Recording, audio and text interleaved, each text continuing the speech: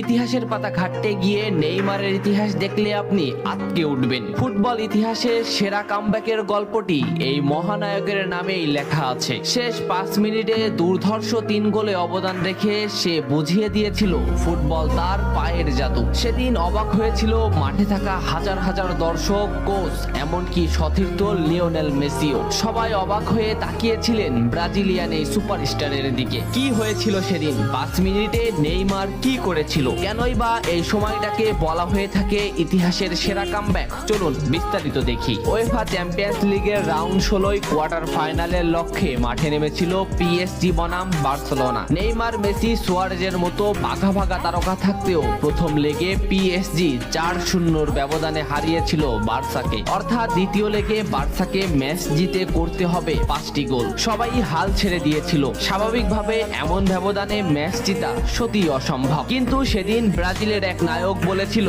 এটা সম্ভব, আমরা এটা করে দেখাবো। যেভাবেই হোক না কেন আমরা দলকে ম্যাচ জেতাতে চাই। 2017 সালের 8 মার্চ অনুষ্ঠিত হয় এই ম্যাচের দ্বিতীয় লেগ। ম্যাচের শুরু থেকেই ক্ষিপ্ততা আর দক্ষতা দেখাতে শুরু করেন নেইমার। এই ম্যাচে যেন আবির্ভাব হয় কোনো এক নতুন নেইমারের। এই নেইমারকে তো কেউ চেনে না। ম্যাচের 3 মিনিটেই লুইস সুয়ারেজ পেয়ে যায় প্রথম গোলের দেখা। এরপর নেইমারের ক্ষিপ্ততায় একের পর এক আক্রমণ সাজাতে থাকে বার্সা। এদিন যেন নেইমারকে কোনোভাবেই আটকাতে পারছিল না পিএসজি। নেইমারকে আটকাতে একের পর এক ফাউলই বেছে নিয়েছিল তারা। ম্যাচের 40 মিনিটে লেভিনের আত্মঘাতিক গোলে বার্সা পায় দ্বিতীয় গোলের দেখা। ম্যাচের 50 মিনিটে ক্ষিপ্ত থাকা নেইমারকে ডি বক্সের ভিতর ফাউল করে ফেলে দেওয়া হয়। এতে বার্সা পেয়ে যায় পেনাল্টি। পেনাল্টিতে গোল করে দলকে এগিয়ে নেন লিওনেল মেসি। তবে যেমনটা ভাবছিলেন এই ম্যাচের গল্প ফুটবল বিধাতা তেমন ভাবে লেখেননি। 62 মিনিটে বার্সার কফিনে শেষ প্যারাটা পুড়ে দেন এডিনসন কাভানি। এতেই স্তব্ধ হয়ে যায় ক্যাম্প নু।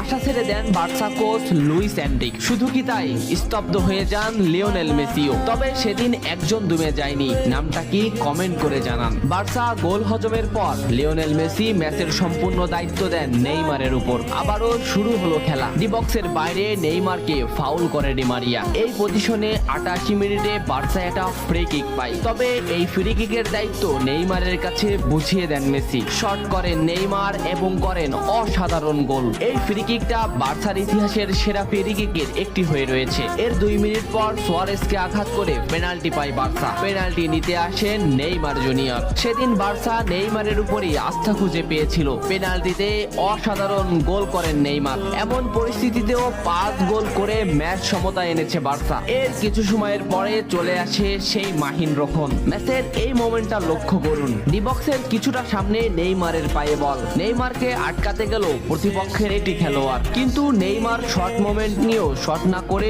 বলটির সামনে আগালেন। এই মোমেন্টটা লক্ষ্য করুন। নেইমার একবার গোলের দিকে তাকালেন। এতেই সে বুঝে ফেলেছে কোথায় বলটি দিতে হবে। নেইমার শট নিলেন। আপনি সাধারণ চোখে এটাকে একটা শট দেখলেও এটা হলো সেই শট যা লিখেছিল ইতিহাসের সেরা কামব্যাকের অধ্যায়। নেইমার এমন ভাবে শটটি নিয়েছিলেন যাতে রবের্তো শুধু পা লাগিয়ে গোল করেছিলেন। শেষ 5 মিনিটে সেরা 3টি গোলে অবদান রেখে সেদিন ইতিহাসের সেরা কামব্যাকের নায়ক হয়েছিলেন ব্রাজিলিয়ান এই সুপারস্টার। সবাই যেখানে স্তব্ধ হয়ে গিয়েছিল নেইমার সেখান থেকেই শুরু করেছিলেন। নেইমার বুঝিয়ে দিয়েছিলেন নিজের দৌড়ত্ব।